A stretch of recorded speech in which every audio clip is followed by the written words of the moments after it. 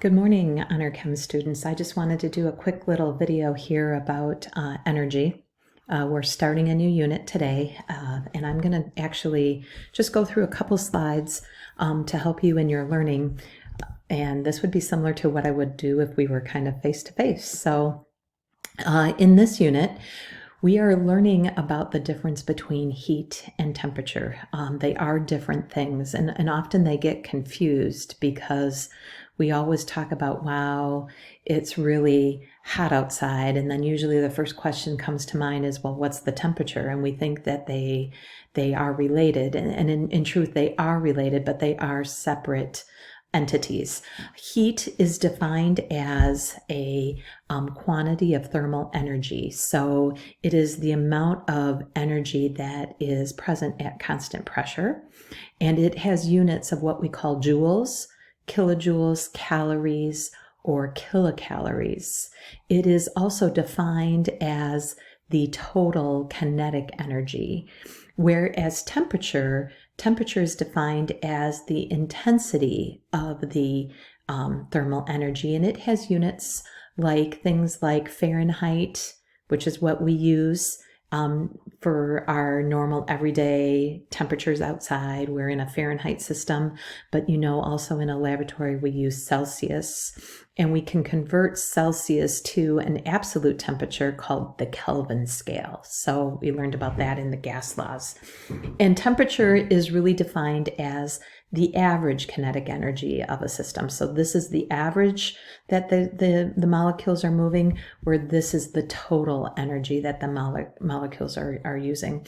And so the interesting part for this is that our units of temperature, our units for heat are things like joule. You've heard of a joule possibly, and joule actually will have a unit of a J, and kilojoules then would be 1,000 joules, so we call those kilojoules.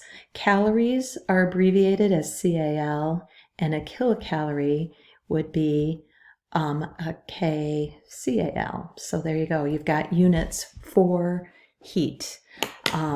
One interesting piece here, if you kind of think about what heat is, and we can actually measure heat somewhat with like a thermal imaging camera. That's actually a picture of our sun here that they took with a thermal imaging calendar. And if you take a look at here as far as what is heat, I love this website where they're just showing a young man here. He's holding a basketball, and you will notice that the parts in red are showing where there is more heat or more airflow. Notice in his sinus passages and in his lungs. And then take a look at this picture here. He clearly then bounced the basketball on the floor. And so those molecules that were in the basketball actually were excited, and it increased its average kinetic energy. And that's why there's an increase also of heat. I love this picture. This is a picture of a hairdryer. We know that heat is there. We know that heat comes out of a hairdryer. This is a thermal imaging of a hairdryer, thermal imaging picture of a incandescent light or a fluorescent light bulb, a pencil after it's been sharpened. This is a picture of your brakes in your car after they've been the brake pads have been applied. So heat is a quantity of thermal energy. Okay, so the next thing I want to just talk about is how heat flows. If we look at like a box here of hot water and cold water, and it's an insulated box, and you've got a thin metal piece behind here, and you think about what that water would look like. I'm going to show you an old-fashioned picture because I can't show these molecules moving, but the tails represent that these are moving faster, and this would represent the molecules are moving slower, which makes sense because it is cold and this is warm. Now we know over time, maybe you could predict for me what will happen to the temperature of these two water volumes, even though the water molecules aren't allowed to transfer in between this metal plate.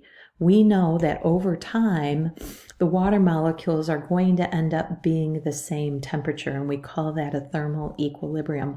Well, how did that happen? What makes what makes actually the water molecules have that thermal temperature change? Well, the answer is that it is heat. And we're going to represent heat as Q, because Q went from a warm body, which was in the earlier slide, to that cold body, which originally this was at 90 degrees, remember? And this was at 10 degrees C. So the heat actually flowed through that metal piece and then ended up warming up the molecules, the water molecules on the right-hand side, and cooling down the molecules on the left-hand side. So we say that heat flows. And as I said, heat we are going to represent as the letter Q. It's a small q. And we say that heat will always flow. And this is a rule that you do need to know. Heat flows from a warm body to a cold body. In this class, we will assume that the energy lost from one thing, which I'm calling a system right here. So the energy lost from one system is equal to the energy gained from another system. Or in this representation, I'm saying that Q, so the heat lost by one system, is going to be equal to the magnitude of what is gained in the second system. So for instance, let's say I put my hand on a cold cup, which I have right here. My cup is cold. I feel cold because the heat's going from my hand to this cold cup. The amount of heat that went from my hand is going to equal the amount of heat that the cup gained. Okay, so that's an example of what we call heat transfer. So you'll also notice, and we're not going to pay too much attention. I always tell students that the amount of heat in this class is going to be equal in what we call magnitude. So that means the number stays the same, but opposite in sign. The sign basically tells you the direction that it's moving. You do not have to worry about the sign yet, okay? So just if you want to just say Q1 is equal to Q2, that's okay with me right now too. All right, so that's a little lesson about heat and heat transfer. You should continue on your page of learning, and we'll see you in the next video.